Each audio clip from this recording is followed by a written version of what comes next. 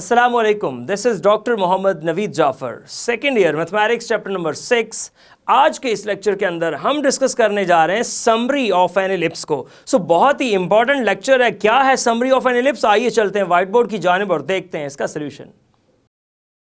अब ये summary of standard ellipse क्या है, मैं पहले आपको ये एक्सप्लेन करूंगा, इसके अंदर तमाम फैक्टर्स को, फिर उसकी समरी को हम डिस्कस करेंगे। और वो समरी आपको इतना हेल्प करती है आपकी जो प्रॉब्लम सॉल्विंग में, आपकी क्वेश्चन सॉल्विंग में, आपके मल्टीपल चॉइस क्वेश्चंस में, वो बहुत ज्यादा हेल्पफुल होती है अगर आप इन बातों को अच्छे तरीके से अंडरस्टैंड कर लेंगे। तो ये जो अभी आपके सामने एक इक्वेशन, एक शेप मैंने बनाई है, ये एक एलिप्स की शेप है और वो एलिप्स मेरे पास है x square over a square plus y square over b square is equals to 1।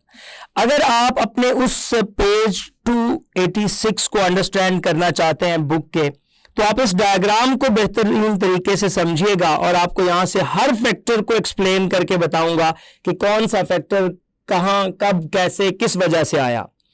सबसे पहले आप जब इसकी बात करते हैं x square over a square plus y square over b square equals to 1 की, एक जो एक्स एक्सिस के ऊपर है ये मैं मुकम्मल डिटेल से समझा देता हूं, और जो वाई एक्सिस के ऊपर है वो हम उस समरी वाले टेबल से डायरेक्ट देखेंगे कि उसकी वैल्यूज क्या बन रही हैं।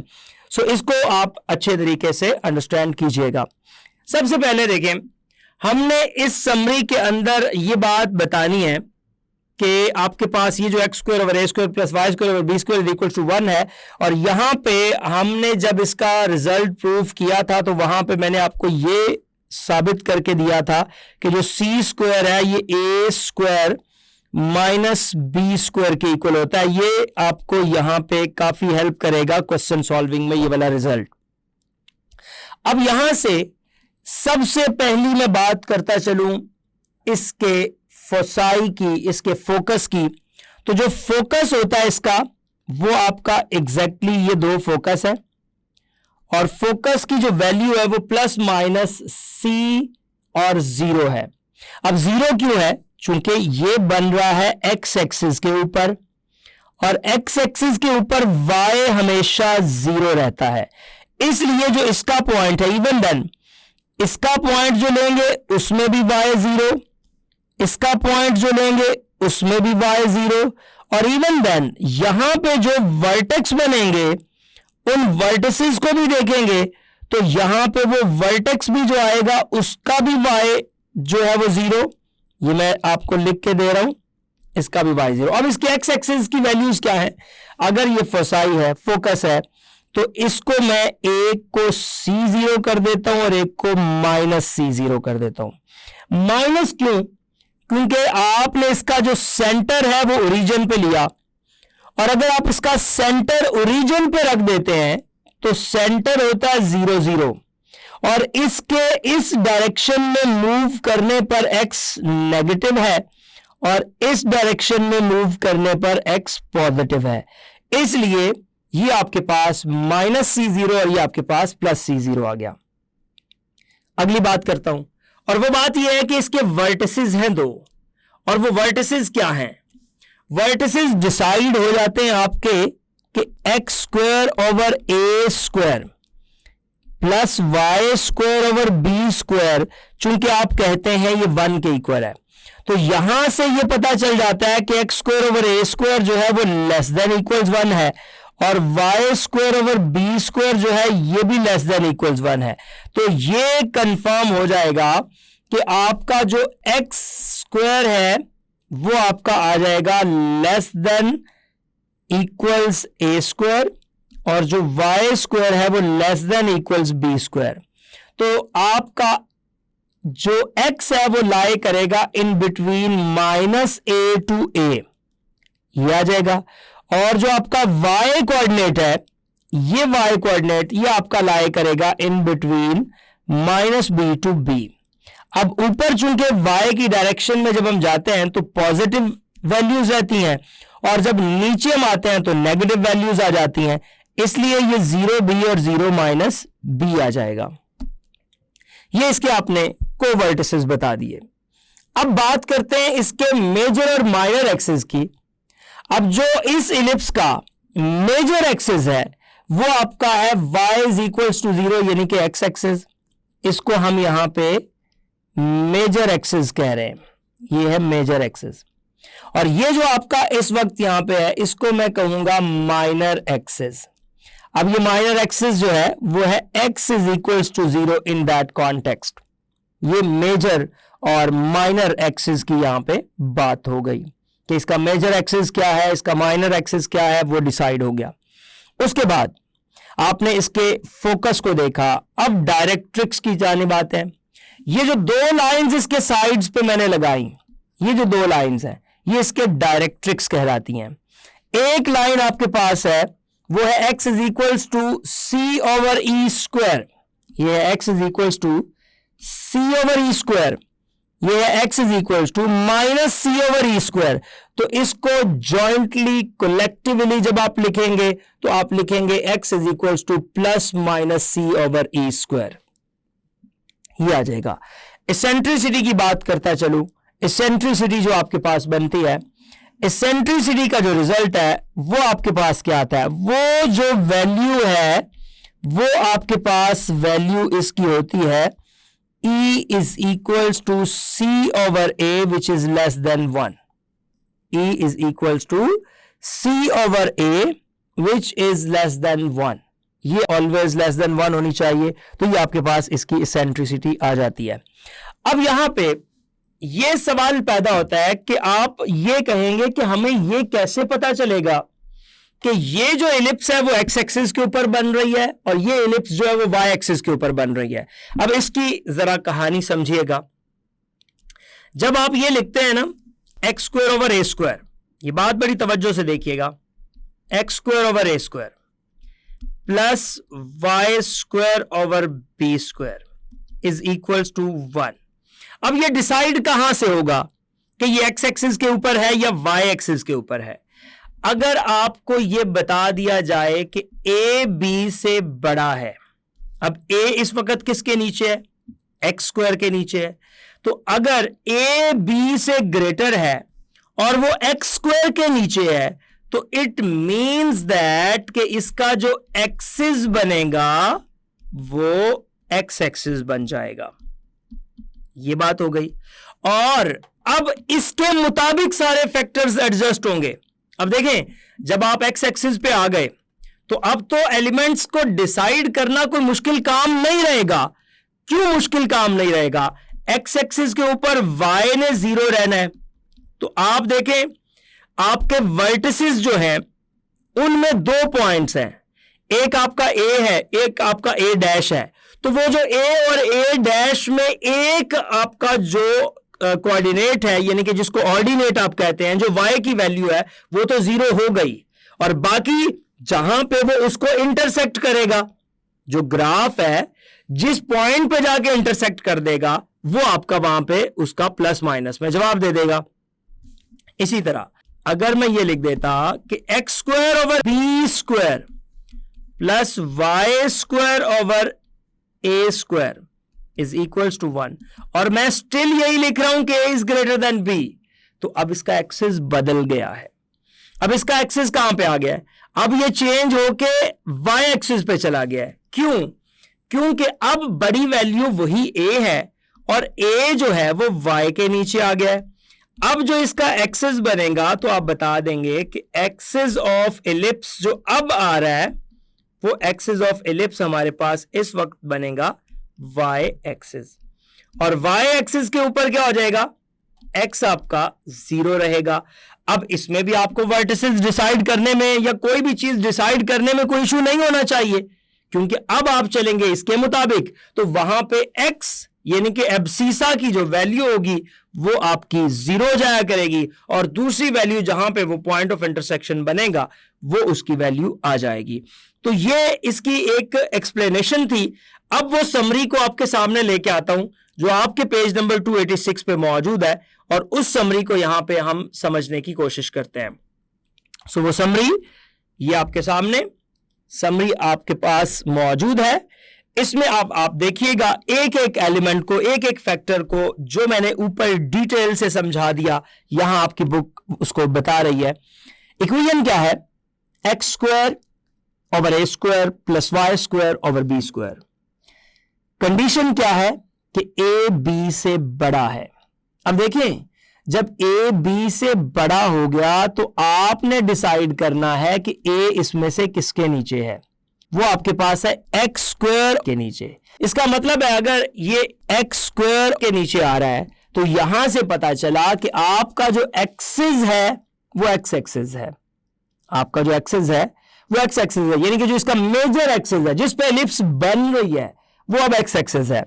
तो यहीं से सारी कहानी डिसाइड होती है। मैं इस बात के हमेशा हक में होता हूं कि ये मेजर एक्सिस या जो एक्सिस होता है ये नंबर 1 पे बताना चाहिए, क्योंकि अगर कोई आप में से लिखता प्लस माइनस सी और ये जीरो कर रहा है, दूसरा यानी कि इसका जो सेकंड कोऑर्डिनेट है उसको जीरो करना है, तो जीरो करने के पीछे रीजन ही ये है कि आपको पता चल जाए कि इसका एक्सिस कौन सा है। तो आप ये सबसे पहले डिसाइड किया करें कि इसका मेजर एक्सिस कौन सा है। जब आप मेजर एक्सिस इसका डिसाइड कर लें उसके बाद आप आगे चलें, आगे बढ़ाएं इस बात को और फिर लेके जाएं कि ये कहां से कहां तक लाई करता है। ले जी, इसका एक्सिस डिसाइड हो गया ए ग्रेटर देन बी से।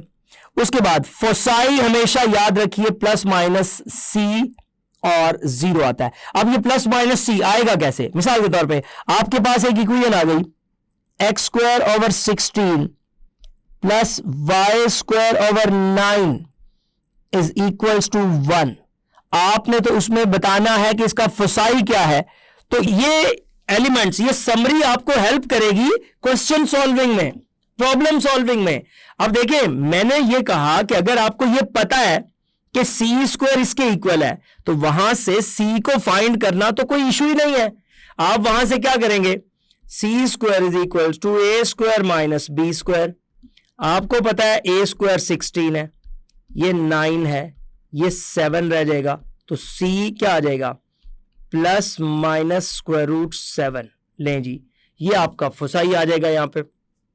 सो आपको इन तमाम फैक्टर्स को कंबाइन करके चलना पड़ता है, एक एक फैक्टर को दूसरे के साथ रिलेट करके चलना पड़ता है। आगे बढ़ते हैं।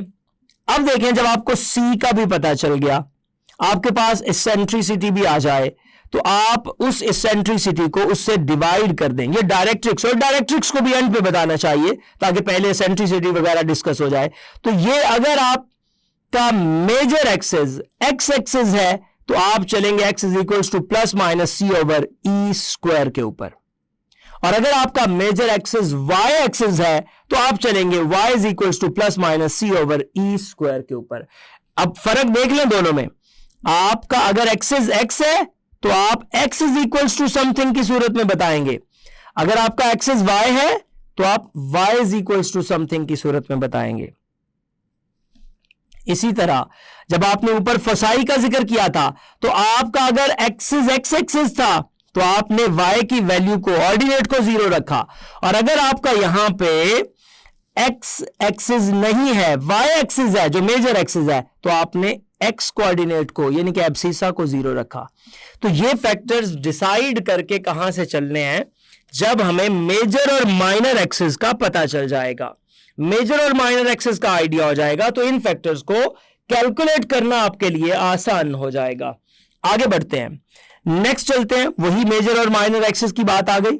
आपको पता है कि अगर एक्स स्क्वायर के नीचे बड़ी वैल्यू है तो इसका मेजर एक्सिस एक्स एक्सिस है, और एक्स एक्सिस अगर मेजर एक्सिस है तो वहां y 0 होता है, और अगर आपके पास y के नीचे बड़ी वैल्यू है तो आपका मेजर एक्सिस जो है वो y एक्सिस है, और y एक्सिस पे x हमेशा 0 होता है।